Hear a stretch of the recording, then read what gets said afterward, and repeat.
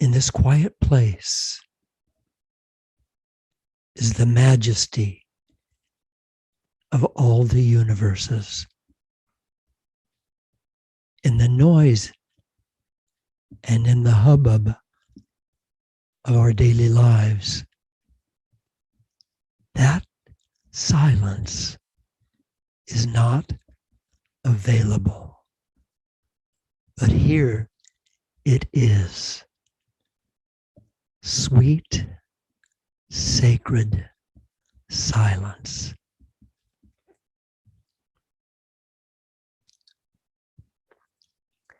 And as you breathe, if you will breathe in and out the forests of the world, the gardens and the plains, all of them breathing out oxygen for you, and you breathing out carbon dioxide for them. So we become one in the planet, one being.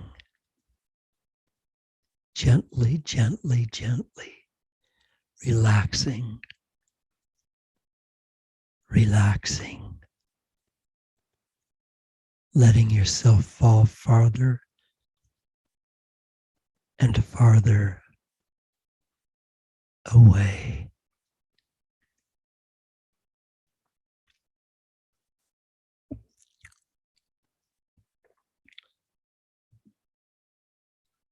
And now I would like for you to begin to move outside of your body by expanding.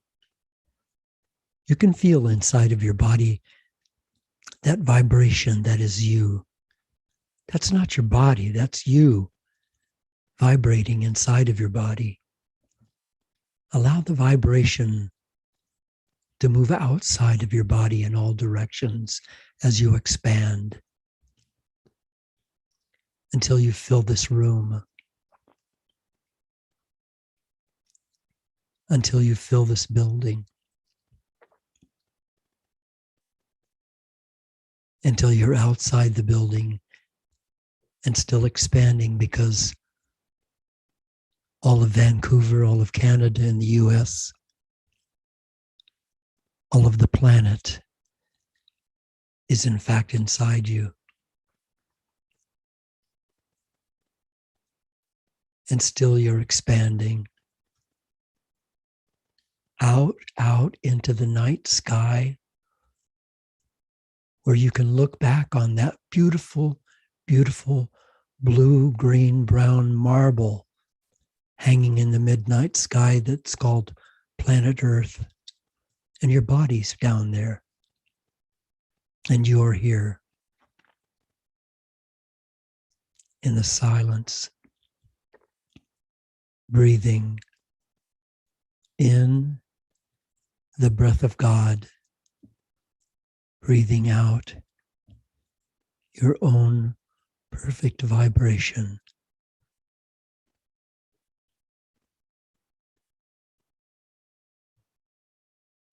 Breathing in the breath of God, breathing out the multicolors of your heart.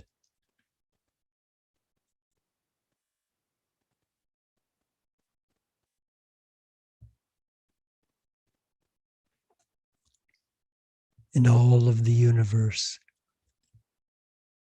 and all of the galaxies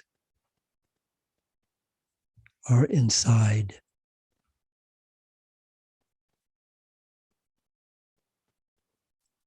And all of the splendor and all of the beauty is all inside you.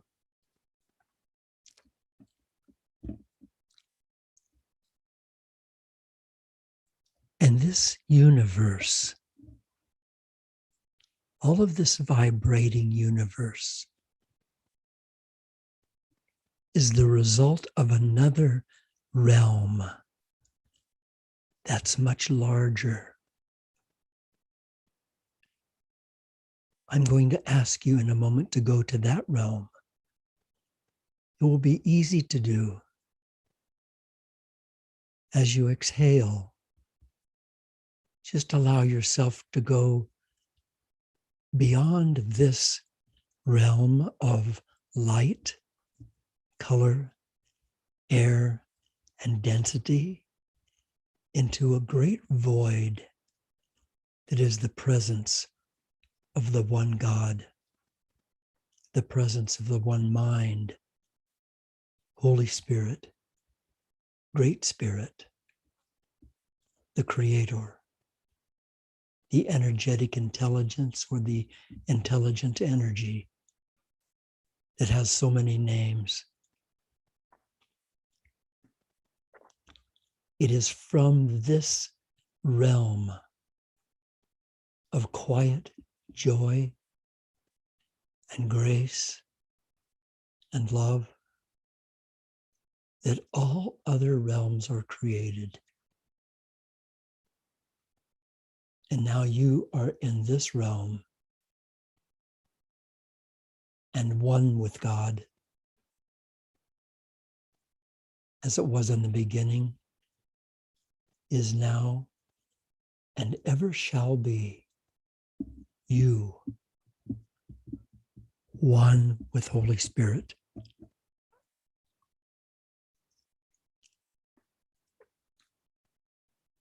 Breathing in, breathing out gently.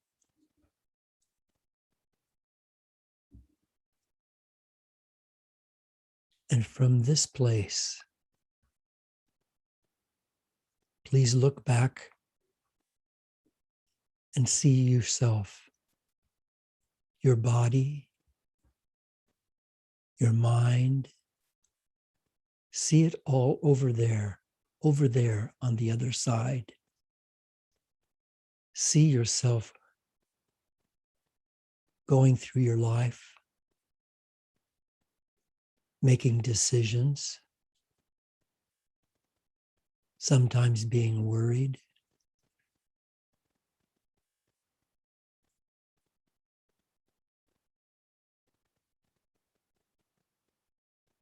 See yourself making mistakes,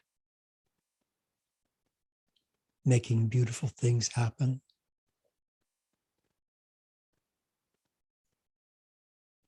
And you will see that that person is temporary and doing the very best that they can. The very best.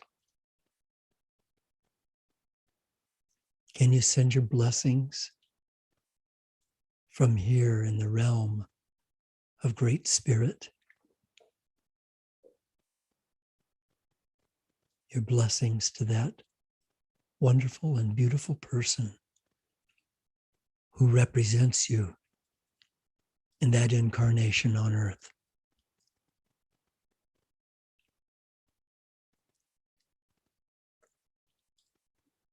And if you had a word of advice to make that journey easier, what from this place of total wisdom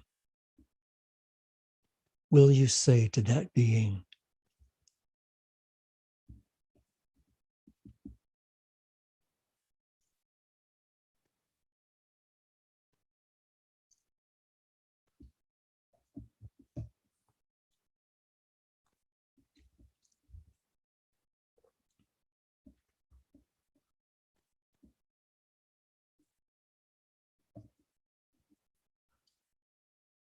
So now, let's take our consciousness back across into the realm of incarnation, back into the realm of that universe.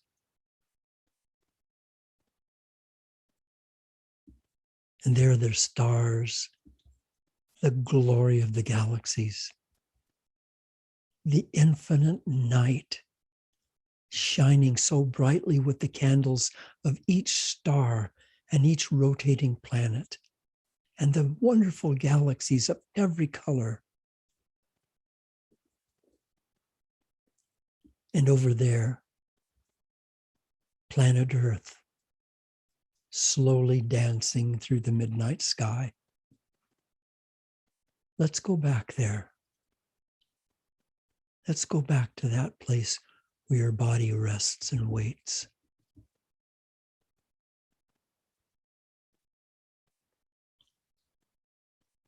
And the message that's coming to you from the other side is this: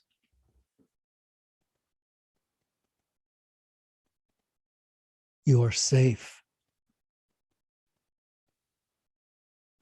You are totally and completely well.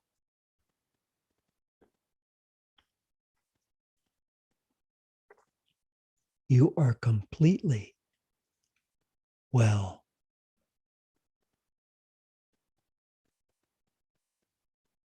You are love.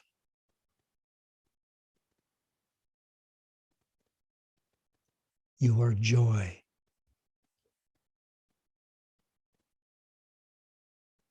You are peace.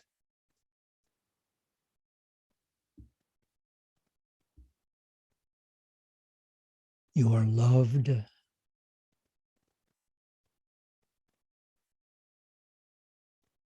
You are blessed.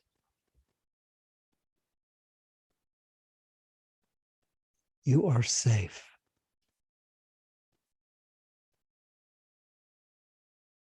You are free.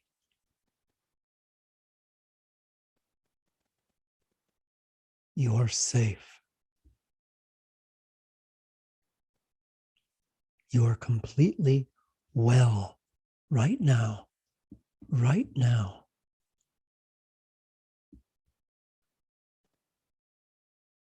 You are completely well.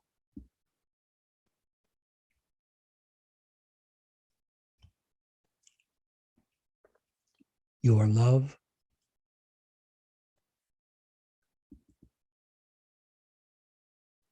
You are joy. You are peace.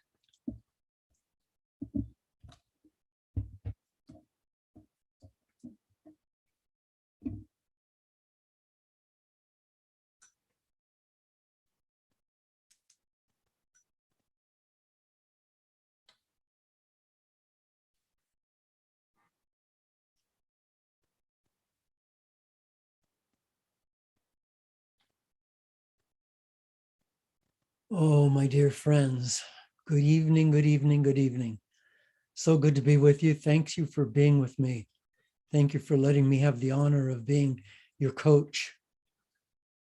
Before I move on, does anyone have any miracles from this last week that they would like to discuss, or perhaps something that happened for you in the meditation? I'll give you a few minutes. Just let Janet know that you want to speak by putting your hand up or hitting the reaction button and then putting your hand up there. It's most helpful if everybody can use the reaction button and put their raise hand, please. That helps put everyone in order in the queue, and we can find you as well. Thanks. We're going to spotlight Ryan right now with Bob. Oh, hi there. How are you? Hi, good to see you tonight. Oh, I just wanted to share.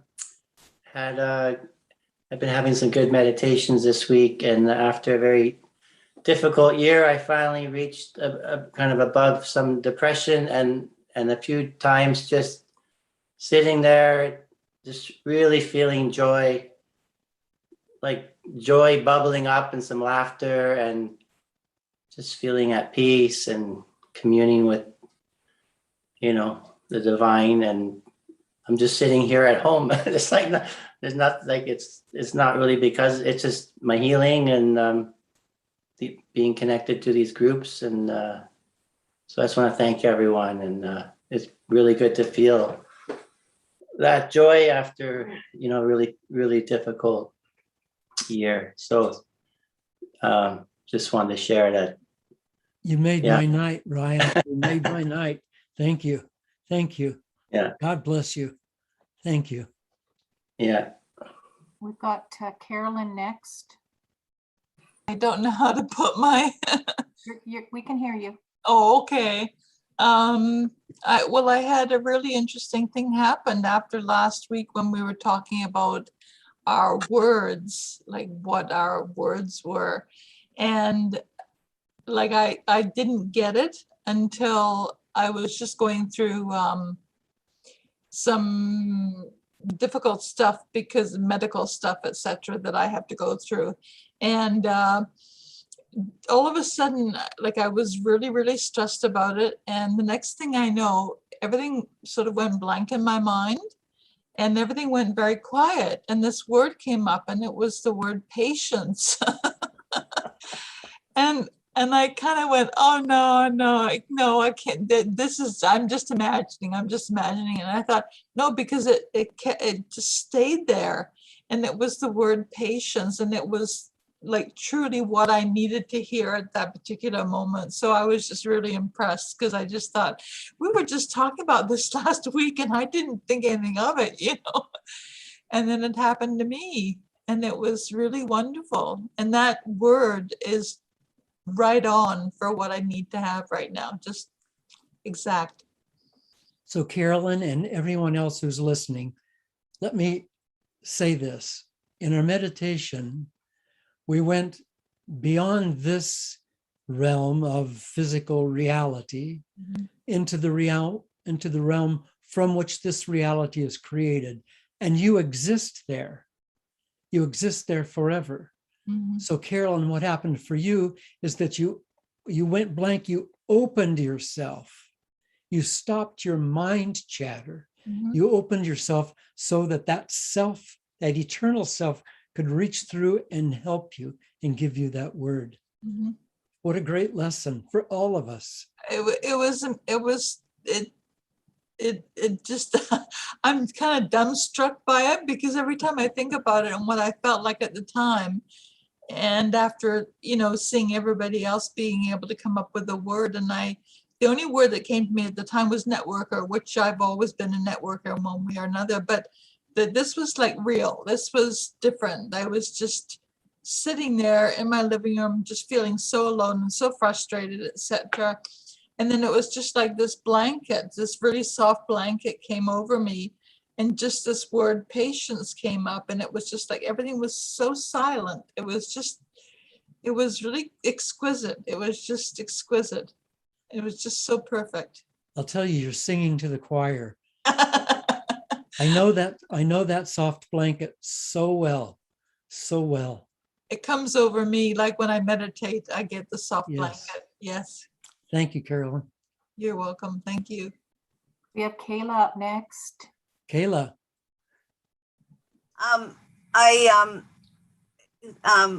When I was doing the reading, and on the Bhagavad Gita, and Krishna was talking about, debating whether he was going to go to war or everything.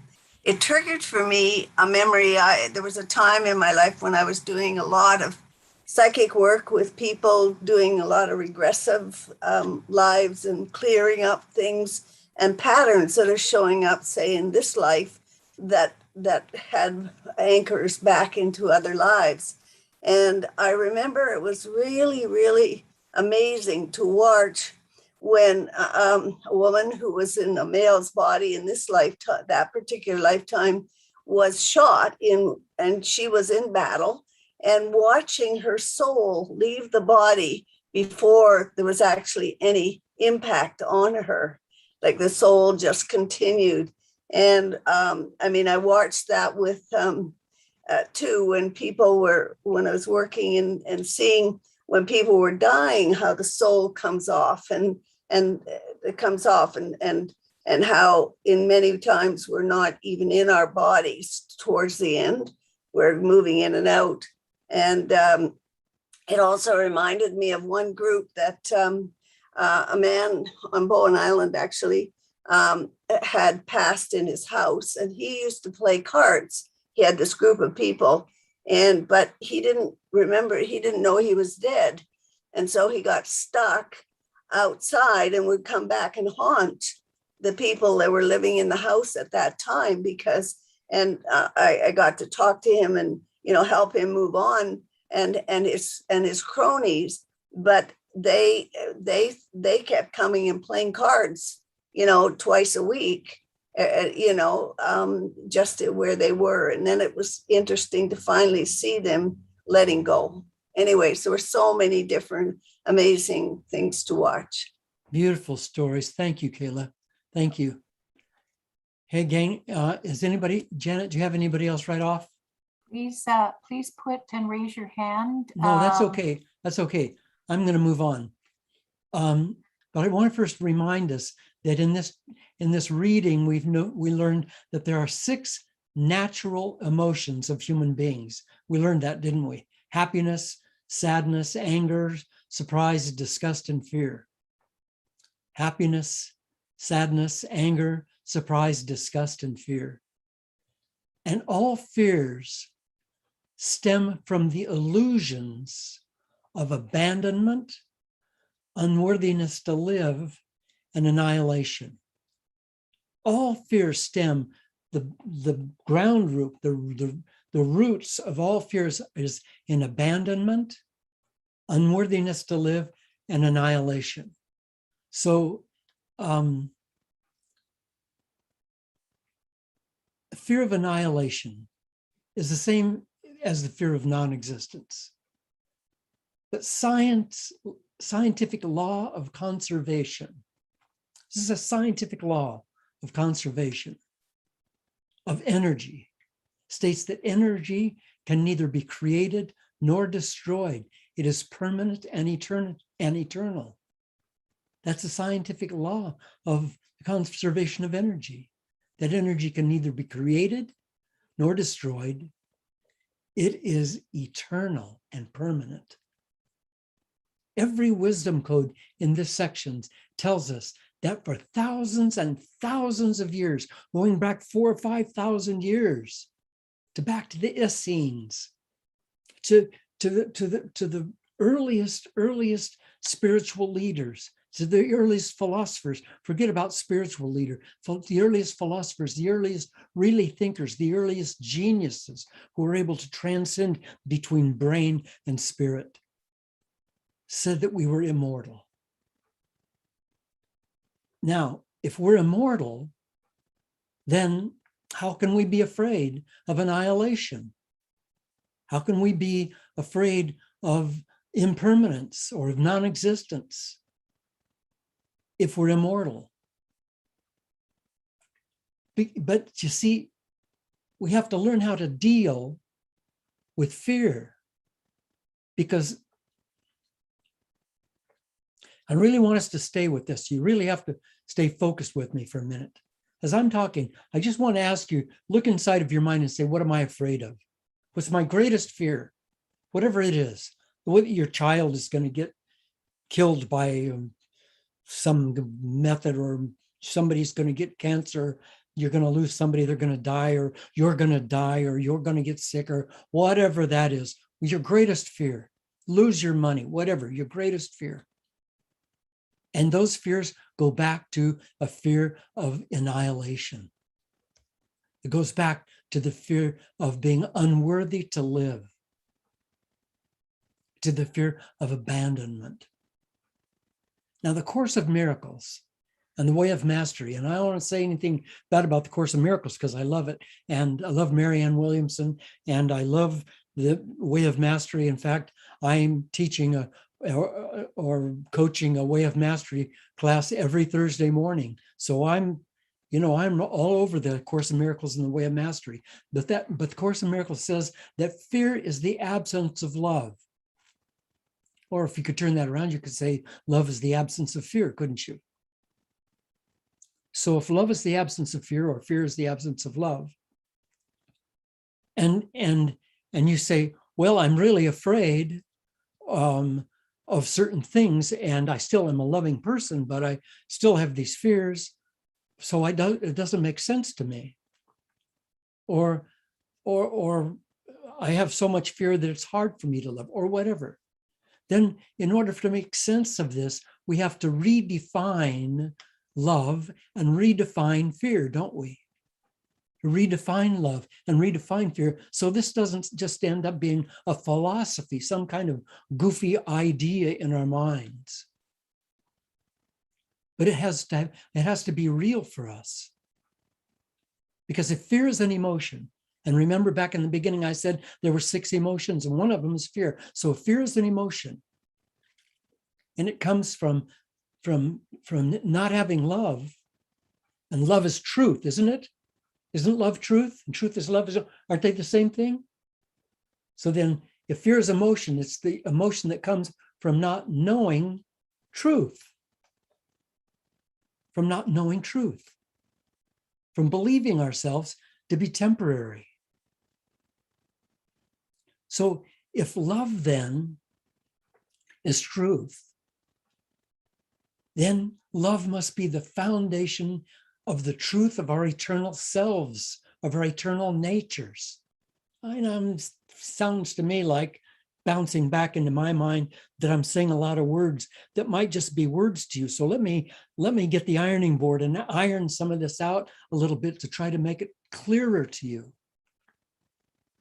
If the Course in Miracles is right, and I think it is right, and the Way of Mastery is right, and I think it is right, that love is letting go of fear, and that fear is not having love. If that's true, then we can't think of love as that little juicy thing that we have when we say to somebody, I love you, do you love me? That's not what we're talking about here. We're talking about the power of the universe, that which makes the stars and the planets go around each other.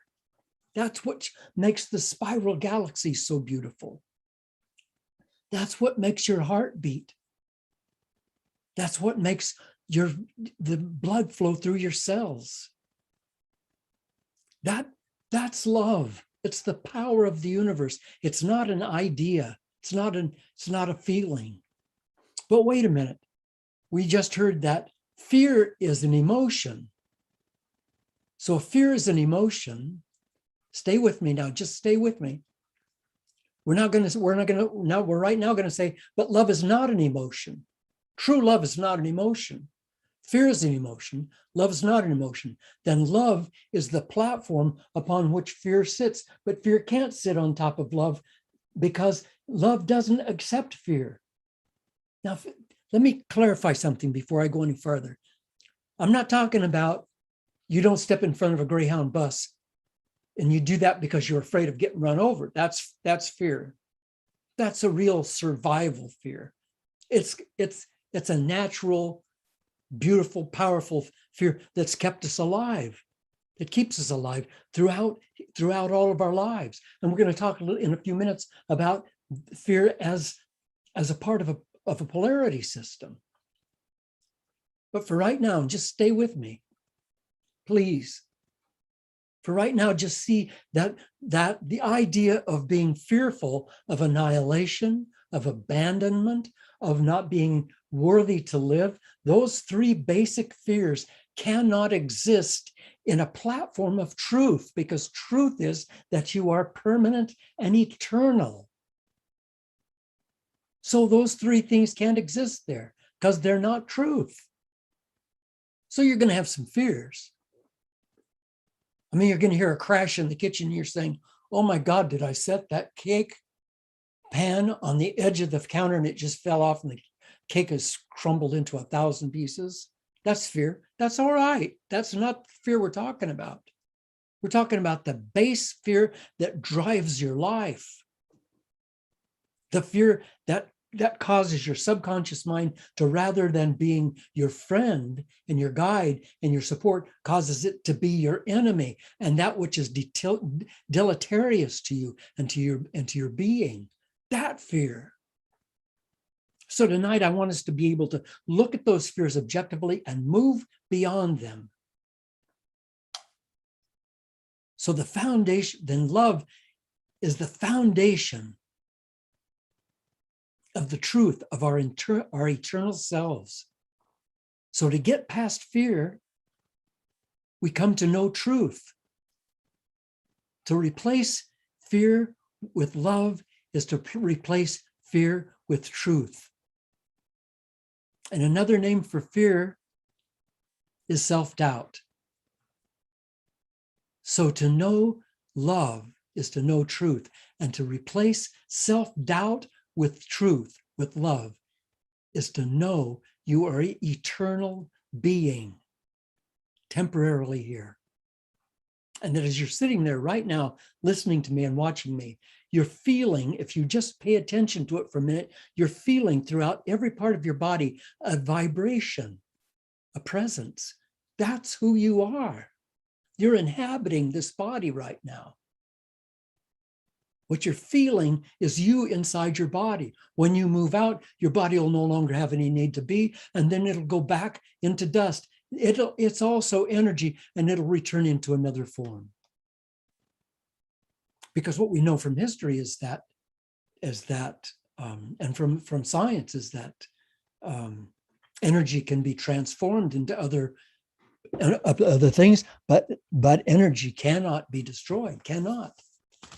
I have something here I wanted to just read to you, if I can just find it here. Page 46 of our book. I already told you about that. Let me go back to page 43. Fear of annihilation can be triggered by seemingly unrelated everyday experiences, or more precisely, by our perception of everyday experiences.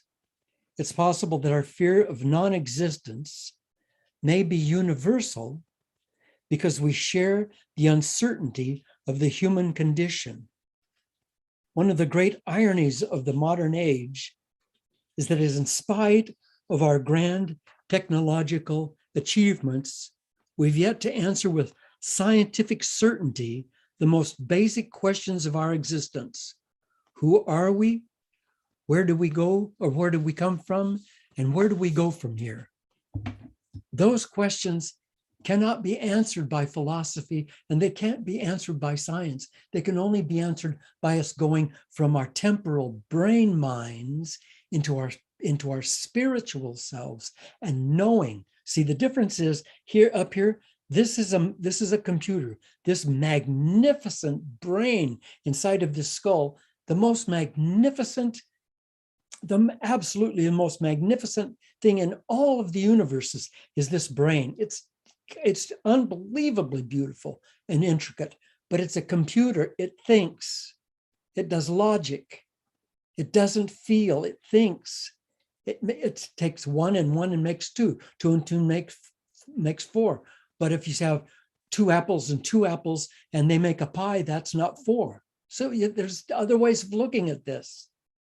But the heart, which also is a mind, also has neurons and synaptic gaps, hundreds of thousands of synaptic gaps.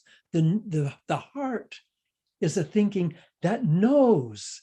It doesn't believe, it doesn't have a memory and say, oh, well, let's see, I had this happen and then this happened. Therefore, if this happens again, then that happens again, then that must mean that this is going on. It doesn't do that. It just knows.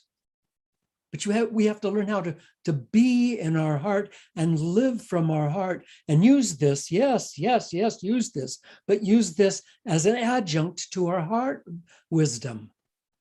The heart sends 40 times more information, or 100 times or 400 times more information to the brain than the brain does to the heart. The brain sends very little information to the heart. The heart's constantly sending information to the brain and saying, think this way, do this. But because we've been taught, because when we were 6 years old, when we were 5 years old, we thought with our hearts. We had imagination and we had imaginary friends. And we saw all kinds of wonderful things, and we dealt in this ethereal, wonderful world. And then we went to school and stop that. Now, 1 and 1 is what? And this is an A, a B, a C. Now, write these. And so we learned how to think linearly on a line. And unless we could get good grades in our lineal thinking, we were failures. And then later we could get JOB jobs, depending on how well we did with our lineal grade thinking. But what happened to our minds that came from our hearts? And now our schools are cutting out arts. They're cutting out music and art and dance and theater. So they're taking away our ability to develop that ability to see and know and do with our hearts. So I'm asking you to please pay attention. Here, some of you right now, if you're like me, if you're just coming into this new thought whole thing, like I did when I first came in, I thought this is a lot of hogwash. I don't believe this crud, but now I'm a disciple of it because I found out how true it was, because I got my lunch handed to me in a hurricane, and Great Spirit kicked me in the butt and said, will you please wake up? But so I just to prove to you, if you're still sort of wondering, I'm not sure that I'm eternal. I'm not sure that I'm eternal. Maybe when my body dies, I just die and that's it. Then let me ask you this question. Do you know that you have 37 trillion cells in your body? You know how many a trillion is? I mean, that's a number that would wrap all the way around your house a bunch of times. You have 37 trillion cells in your body. And 1 million of those are dying every second. 1 million of them are dying every second. So now if they die and they just go away and you just keep losing those cells and losing those cells and losing those cells, then probably within 2 or 3 years, you're going to be dead, gone, because your cells are all gone. No, but wait a minute. When that cell dies, it's instantly replaced by another cell, which means, stay with me, that the energy that was in that cell, holding that cell in place, the frequency, the spirit, the soul, the energy was still there after the cell left, and it created a new cell. So every one of those 1 million cells that are dying every second, tick, tick, tick, tick, tick, 1 million, 2 million, 3 million, 4 million, all those cells are instantly being replaced through the energy that was the old cell. That's called reincarnation, isn't it? So when your body dies, the energy, the spiritual being that you are, just goes on.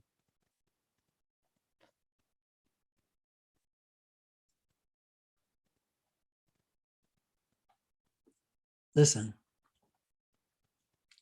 if we are incarnations, just hear this. If we are incarnations of the eternal, intelligent,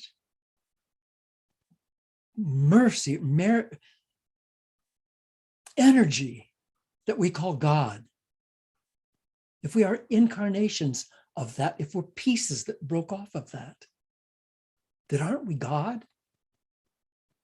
Aren't we all God? And if you are eternally God, then where and when is your death? If you're eternally God, then where and when is your death? My friends, we're looking at truth here. Truth, love, the opposite of fear. Now, I'm going to shift gears for just a minute. I hope you really got that first part of our lesson tonight, because it's really important. I've walked this path and picked up stone after stone after stone and looked at them and finally know what I know. And I'm hoping that you can just take those stones and say, by golly, this is great. Yes, thank you. But I'm going to change a little bit here, and I want to talk about your word. I'm asking you to find a word every week. And it's not a description of you, it is you. It may be a noun or it may be a verb, but it will not be an adjective or an adverb. And the question to ask yourself is this: what is my nature? What is my nature? And I'm being transparent with you because I'm doing this process too. And I said last week that my word for the week was accepting. So my affirmation then, or my declaration, eternal declaration about me is I am accepting, I am searching. It was I was searching. My word for this week is I am accepting. So I am now searching and accepting. That's my nature. That's what I've been doing for my whole life. And when I haven't been searching and accepting, my life hasn't worked. When I've been searching and accepting, my life has been working. So I've asked you to get a word because at the end of this course, we're going to have 6 words and they're going to define our natures forever. And you'll be able to carry those through your life. And at the roughest times, the toughest times, you'll be able to come back on those 6 words and say, I have my platform of truth, my platform of love about who I am. So my first 2 words are I am accepting, or I am searching and accepting. So you're going to go into breakout room now, and in your breakout room, I want to know what your word is for this week. I want to know what your word is for this week. You're going to have a little time to talk about it. You're going to have a half an hour. This is not easy, and this is not kid stuff. Be willing to search, be willing to talk about it, be willing to ask people what they think about what you've come up with. Don't settle for something that doesn't feel quite right, but well, hell, I've got to get something, so let's just make this work. Don't do that. Keep digging, digging, digging. I did that. It wasn't easy for me. Get that stuff that defines your nature. Okay, go to your breakout rooms and do good work.